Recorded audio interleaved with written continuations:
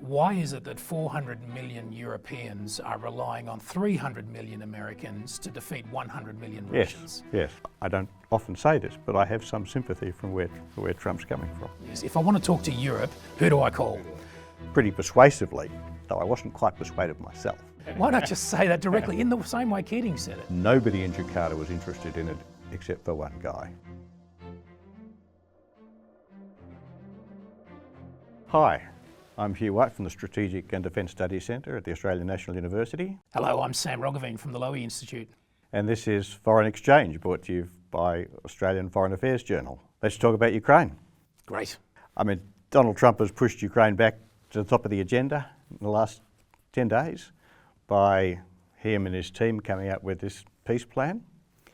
And I guess the question is this an absolutely inexcusable betrayal of Ukraine and the international order, or is it a prudent and humane attempt to end a pointless war?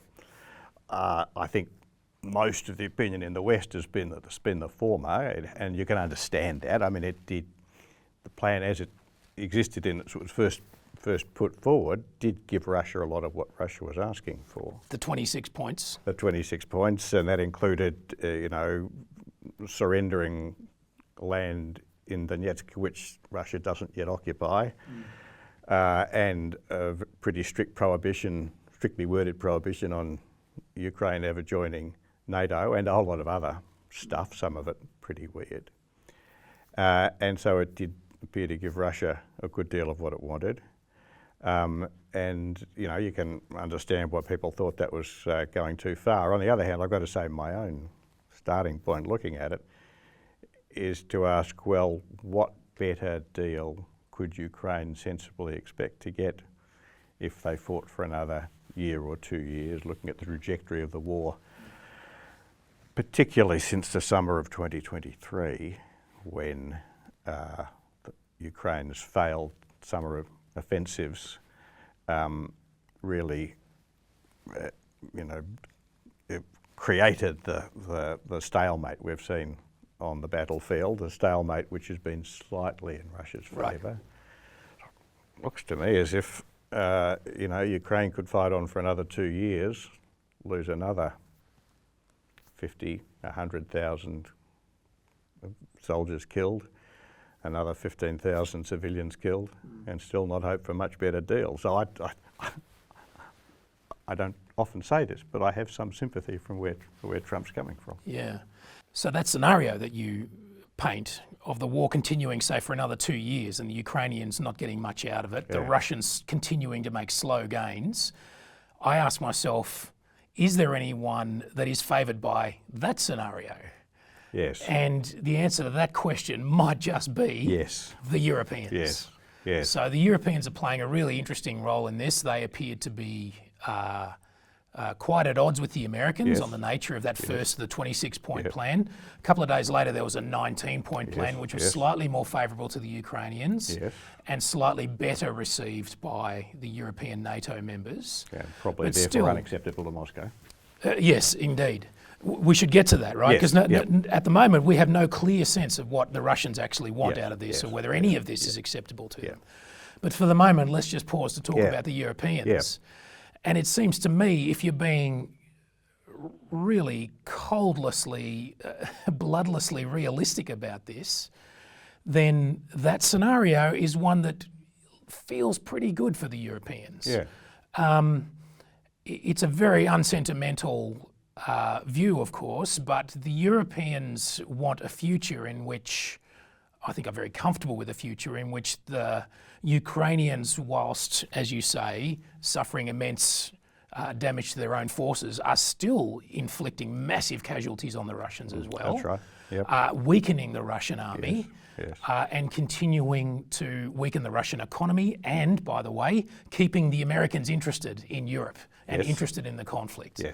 Once this conflict ends by a peace agreement, the world starts to look a bit more difficult for the Europeans, difficult and expensive, because they have to then find a way to come together around a position that settles this conflict over the long term. That's right. Yeah.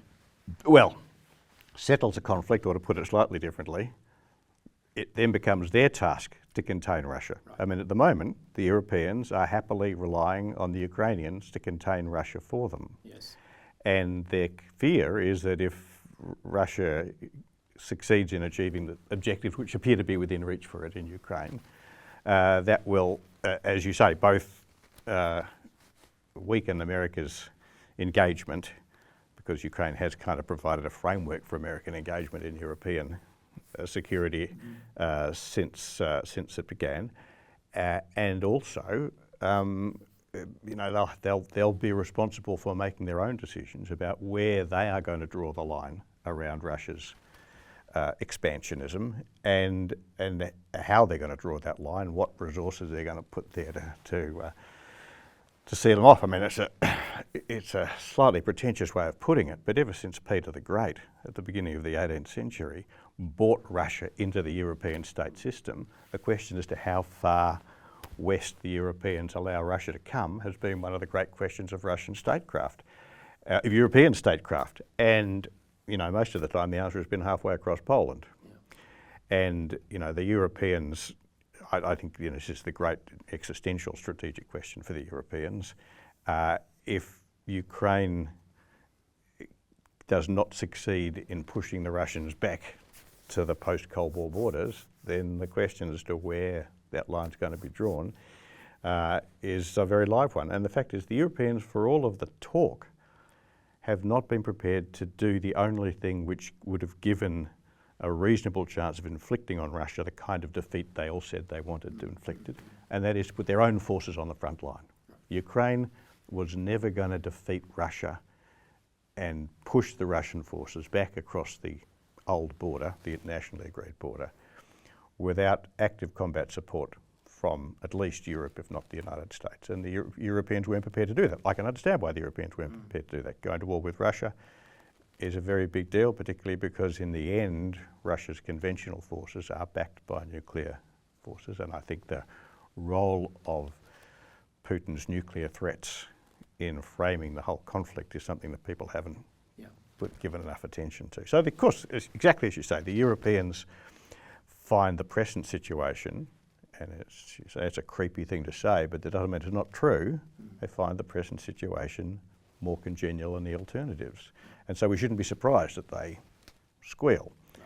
But I think, that's one of the reasons why I do think one should pay more attention to the question as to whether or not Ukraine itself has a serious prospect of getting a better deal if it fights for longer.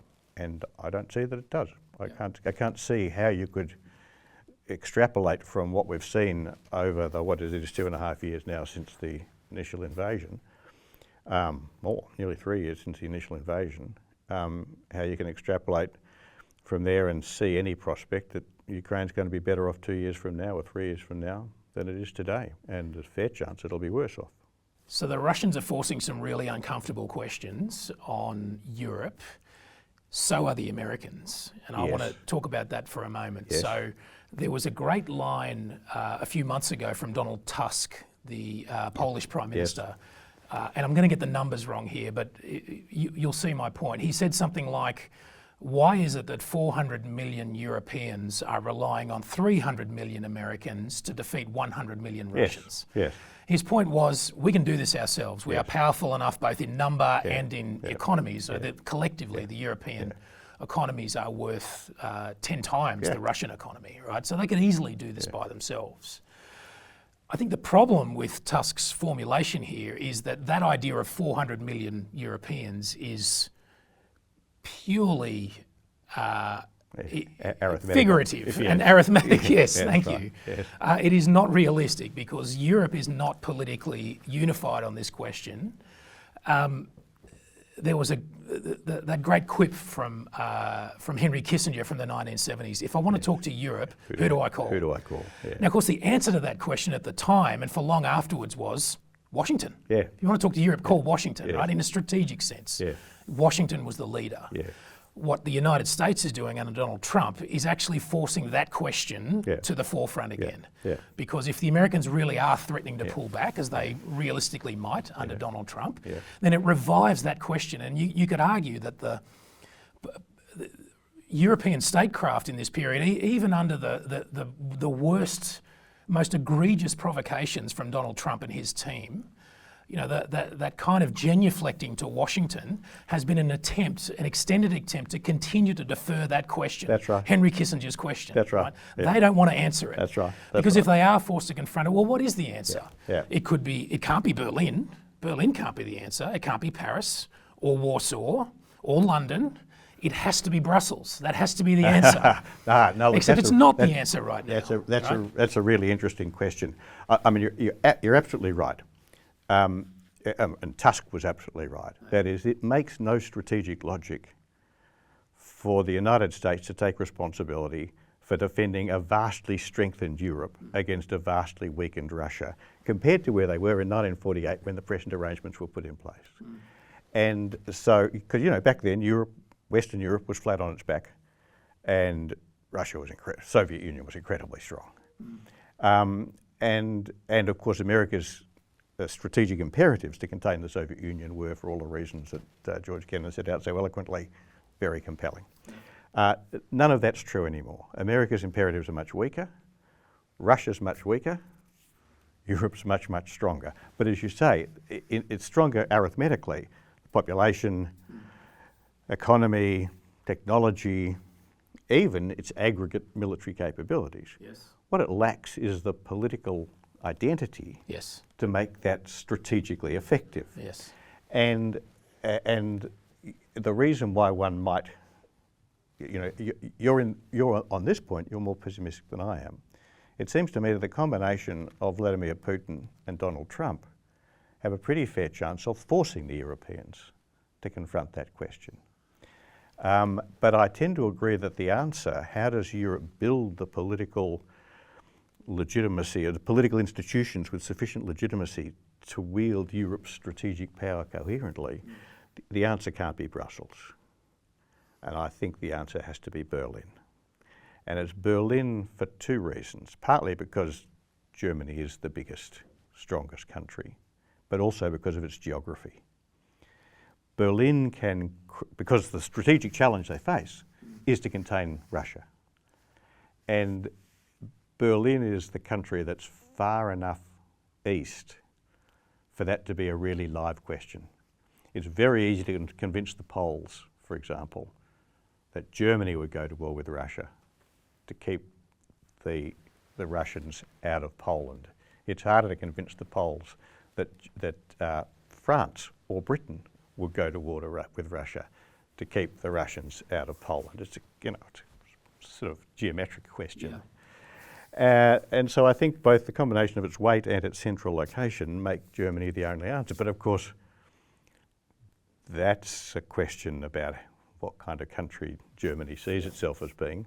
And we've seen, the beginnings, the very tentative beginnings of a movement, of a recognition of that, with the talk of a Zeitenwende and some of the sorts of things that Stolz has been saying, but we're still a very long way from that. However, one of the lessons of history is that these changes, when the circumstances become compelling, these things can change faster than one might think. So that's not to disagree with anything you said about the fact that the Europeans would prefer the Ukrainians to keep on fighting than to confront themselves with all these questions if they stop fighting. But in the end, I think that's why, although I think Trump's motives are highly impure, I don't think Trump's interested in peace. He's interested in being credited with the creation of peace, which is a different thing. But I do think the process he's launched, or his colleagues, his team have launched by putting this rather bizarre plan on the table, is not in itself a bad one. Yeah, I'll be a little more generous to Trump. From everything I've read, I suggest that he has a genuine abhorrence towards armed violence and sort of almost Reagan-like aversion to that this week, I think. Sure. Yes, no, it's a fair point. Or the Iranians, for that matter. Yeah. What we haven't talked about, and we briefly should, is just the role of the Russians in all of this. Yes. And it's, like I said at the beginning, it's really not clear what the Russians actually think about all these plans, although it appears that, at least in the initial 26-point peace plan, the Russians had a big hand in it, and in fact it may have been drafted in Russian at the beginning and then translated into English from what I've read. But it's not clear to me that Russia's objectives and its interests are actually met by an end to this war, by a quick end to this war, rather than continuing to fight.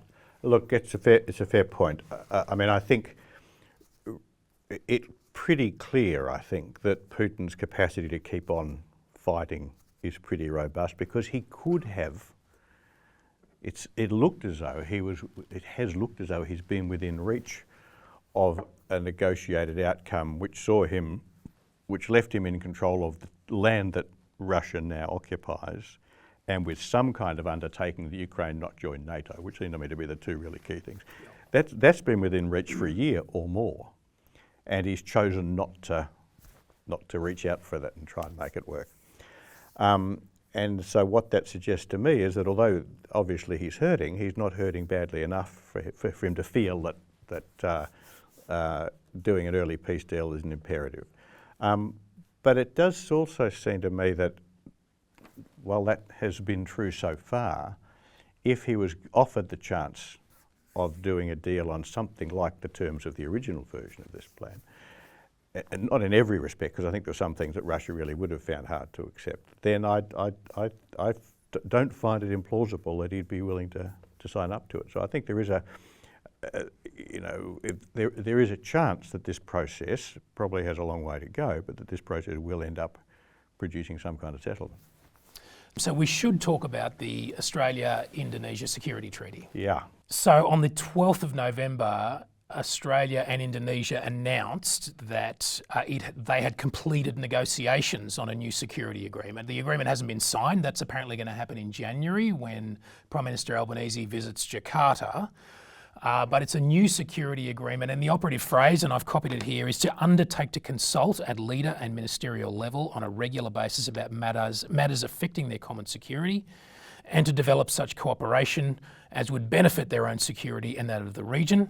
And then secondly, forgive the long quote, undertake to consult in the case of adverse challenges to either party or their common security interests. And in the Australian media release about the agreement, right at the top, in fact the second paragraph, it says that the treaty is modelled closely on the agreement on maintaining security agreed by Keating and Suharto in 1995. Now that's interesting to me both as a statement of fact but as a piece of symbolism, because at the time when Keating and Suharto signed that deal, Keating went out of his way to say that, at least in stature, this agreement was going to be of the same status as the ANZUS Treaty between Australia and the United States. So it occurred to me that what the current government was trying to do was actually trying to echo that sentiment and say, you, Indonesia, are just as important to us as Washington. Yeah. More recently, I've started to think to myself, well, if that's what they wanted to communicate, why not just say that? Why not just say that directly in the same way Keating said it? I mean, I don't think it did him any harm in Washington to say that. Yeah. So I do wonder why beat around the bush. If you want to say that, I think it's altogether a positive development if the government wants to say that our relationship with Jakarta stands at the same level in our eyes. Yeah. Has the same priority and the same stature as our relationship with Washington. Yeah. That's great. That's an advantage, an advance. I mean, on the present situation. But you can just say that. Yeah. Well. I mean, the first thing to say is, you know, you had your piece in Australian Foreign Affairs last year, in which you argued very directly, very eloquently, pretty persuasively, though I wasn't quite persuaded myself, that we should be doing exactly what they've done. So, you know, you might find that when the records are released in 25 years' time, this is your baby, mate, and you'll be held responsible for it. Look, I mean, I have a bit of a complex attitude towards the Keating era. I'm going to reveal my age now. We all know. The Keating era agreement to maintain security, because I was working in defence at the time, and when the idea first floated, I was the guy who said, this is really dumb, let's not do it. And I argued against it on two grounds. The first is that I didn't think the Indonesians would even remotely be interested in it, and I turned out to be wrong about that. Nobody in Jakarta was interested in it except for one guy, but that was Suharto. And I had underestimated how influential Keating had become with Suharto. Keating sold it to Suharto. But that led to my second reservation, and that is that it didn't seem to me that there was a genuine sense of convergence of strategic interests that would really give the substance to the treaty.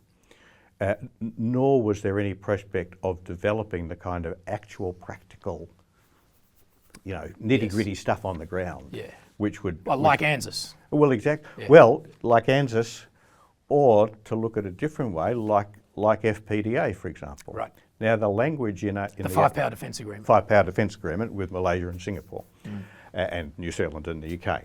The language in the Keating era agreement to maintain security, which is then more or less reproduced in the second of the clauses you read out, was actually drawn from the Five-Power Defence Arrangements language.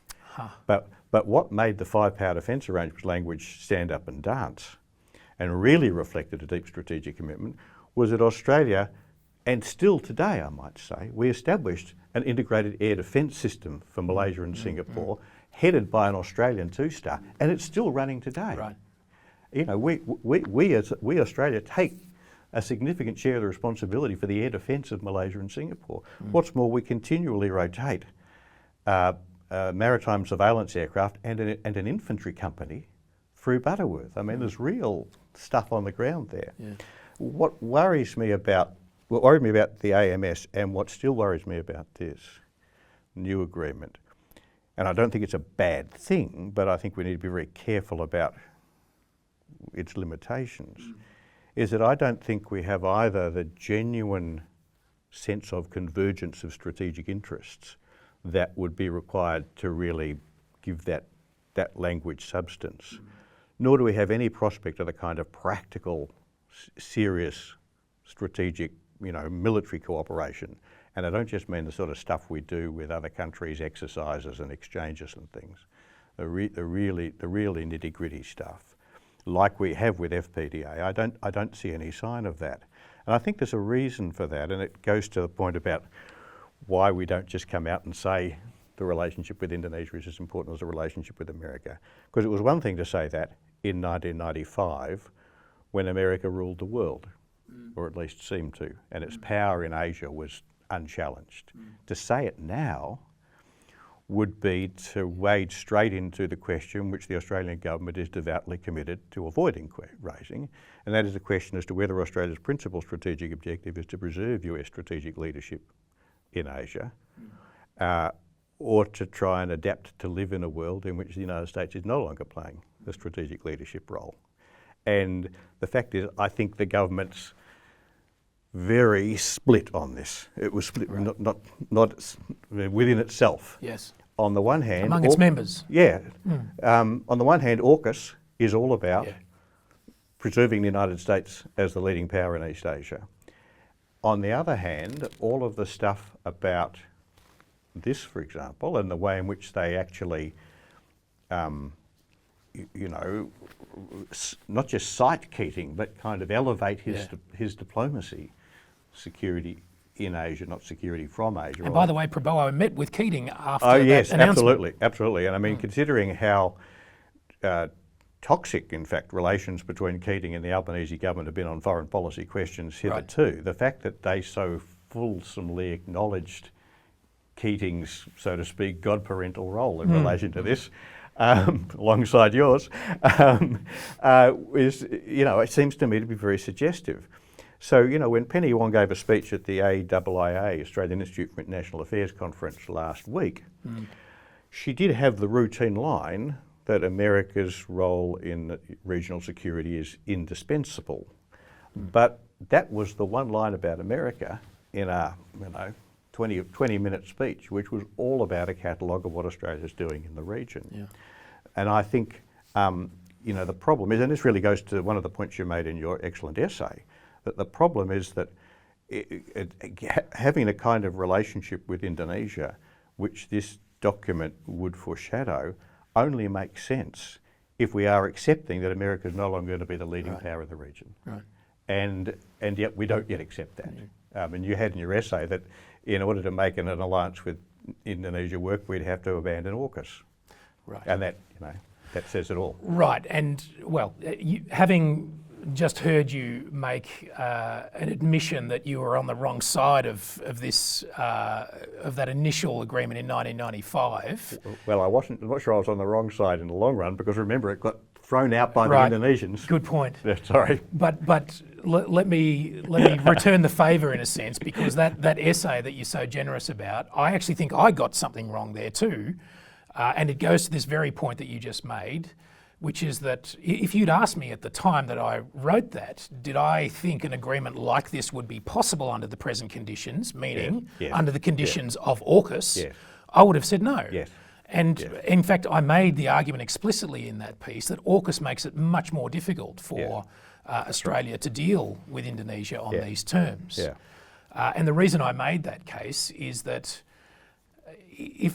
it's very hard to find unity among Southeast Asians about major international questions, notoriously. Yeah. But one thing they all say in common, they do not want Southeast Asia to become a staging ground for great power competition and great power conflict.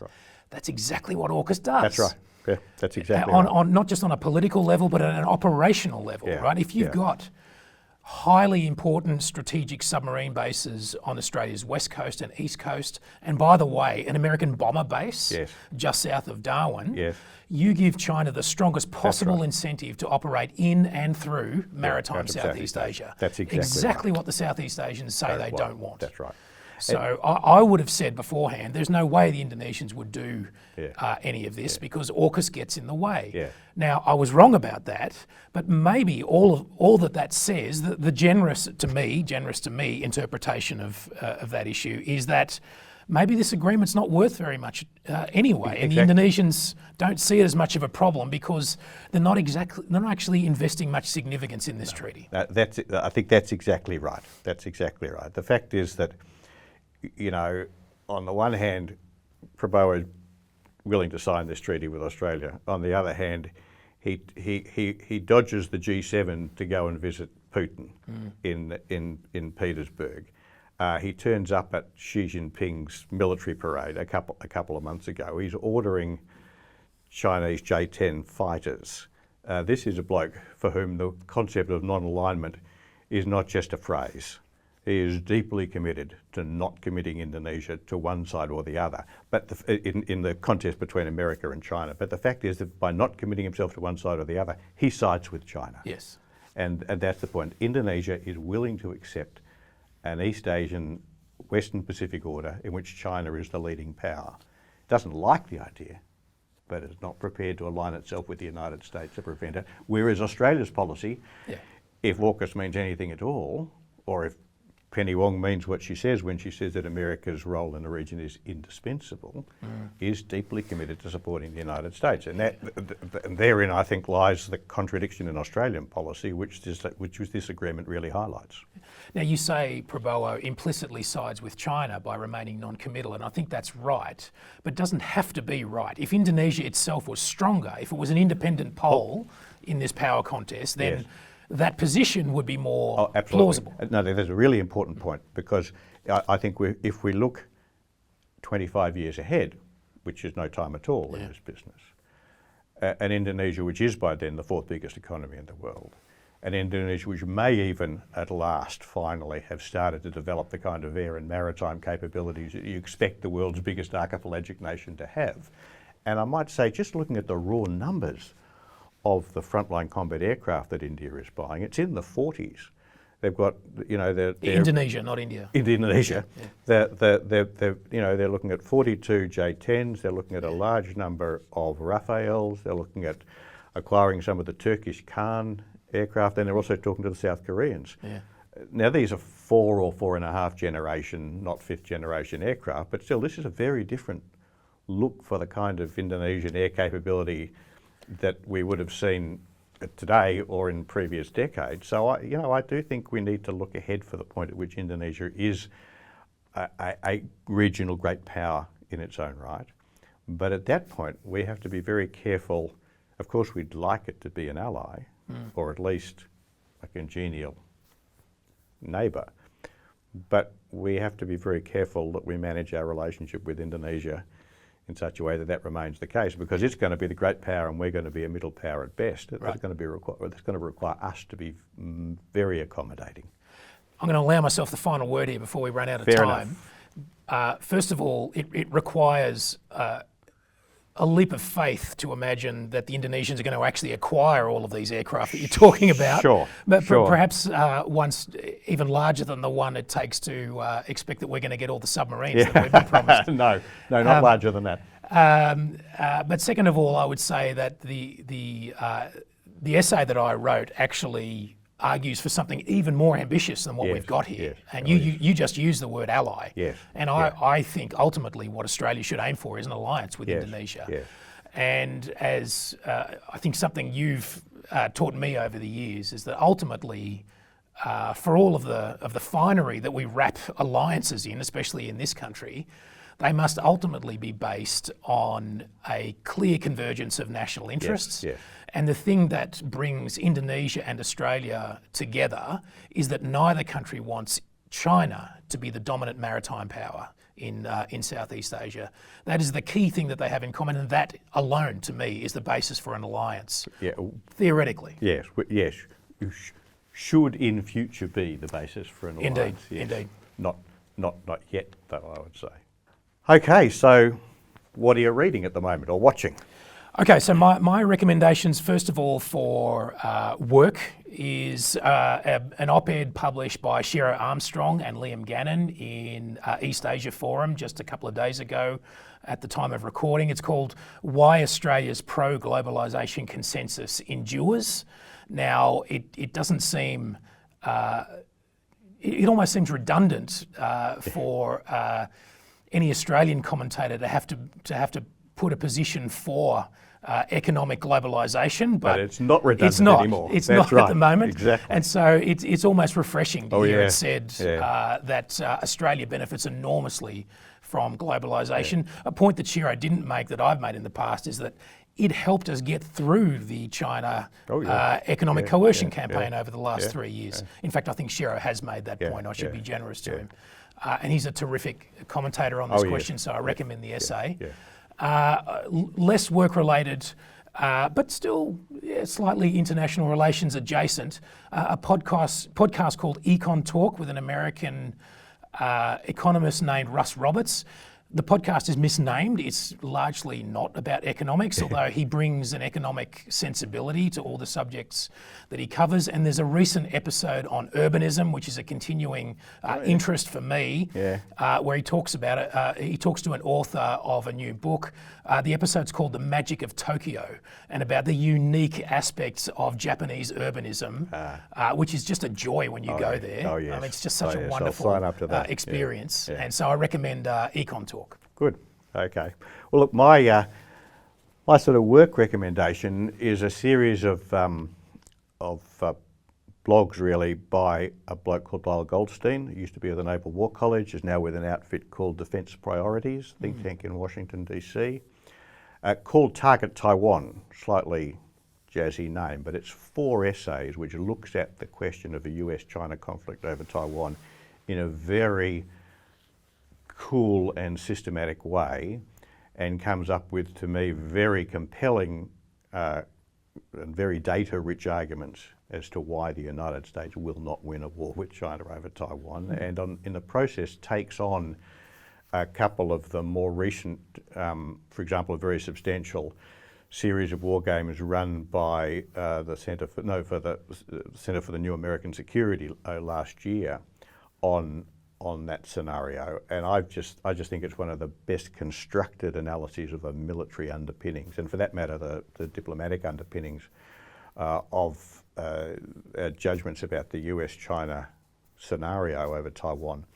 One of the best things I've read in a long time, and Lyle is a terrific analyst. He is, and just allow me to add here, timely, because for all of the rubbish that comes out of Donald Trump's mouth and out of his social media account, for me, one of the most worrying things he's said in recent times, and he said it during Albanese's visit to the White House, is that he genuinely believes that America's military advantage over every other country in the world is massive. Yes. He said, quote, "It's not even close." Yes. And of course, across the Taiwan Strait, It's it not absolutely is close. Well, actually, I would say across the Taiwan Strait, it's not even close, but it's the other way around. In the opposite direction. And that's really, Lyle's argument for that is very compelling. Look, my non-work is much more frivolous than yours. It's going to sound like I'm a Mick Herron groupie, but because I think I recommended the Slow Horses a couple of weeks ago. But there's a current TV series of his first book, actually, Down Cemetery Road, which is streaming at the moment. It's a bit infuriating in some ways, but it's got Emma Thompson in a role very unlike anything she's done before, and she's just superb.